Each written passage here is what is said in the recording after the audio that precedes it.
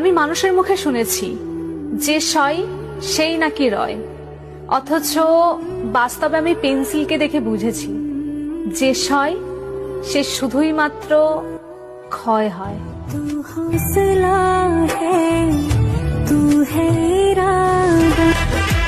প্রয়োজন শেষ হবার পরে মানুষ আপনার সাথে যে ব্যবহারটা করে সেটাই তার আসল চরিত্র।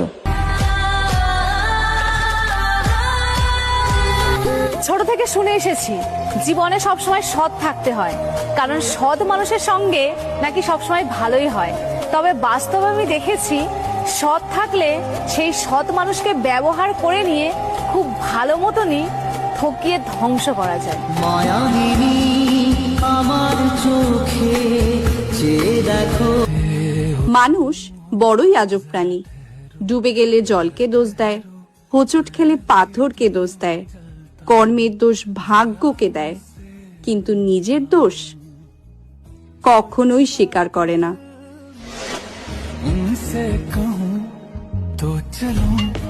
সবাই ভালো ব্যবহারের যোগ্য না, মাঝে মাঝে যে যেমন তার সাথে ঠিক তেমন ব্যবহার করাই উচিত। আর এটা অসভ্যতা না, প্রয়োজনীয়তা। একটা কথা মনে রাখবেন, আত্মীয় স্বজন বলে কিছুই হয় না। অর্থ আর স্বার্থ ছাড়া কেউ ফিরেও তাকায় না। একটা প্রবাদ আছে কি জানেন তো, আপন থেকে পর ভালো, পর থেকে জঙ্গল ভালো। ভালো লাগলে কি সবসময় সবকিছু পাওয়া যায়? পৃথিবীতে এমন অনেক কিছু থাকে যা আমরা চাই, খুব করে চাই, কিন্তু পাই না।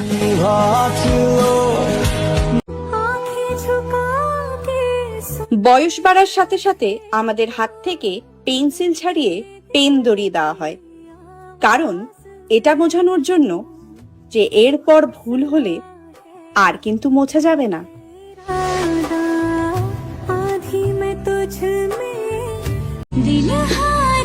কিছু সম্পর্ক ওই ভাড়া বাড়ির মতো, সেটাকে তুমি যতই সুন্দর করে সাজাও না কেন ওটা কোনোদিনও তোমার হবে না।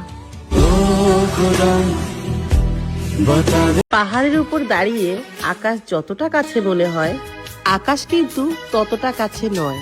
ঠিক তেমনই কিছু মানুষকে যতটা আপন মনে করা হয়, আসলে সেই মানুষগুলো ততটা আপন নয়। টাকা এমনই একটা জিনিস যা থাকলে সবকিছু কেনা যায়, আর না থাকলে সবকিছু চেনা যায়।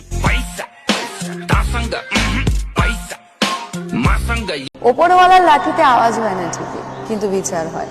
একটু দেরিতে হলেও বিচারটা ঠিকই হয়, কারণ তিনি ছাড় দেন, ছেড়ে দেন না। কিচ্ছু ম্যাটার করে না কে ফর্সা আর কে কালো। সমাজ তাকেই সম্মান করে যার মাসের শেষে ইনকামটা ভালো।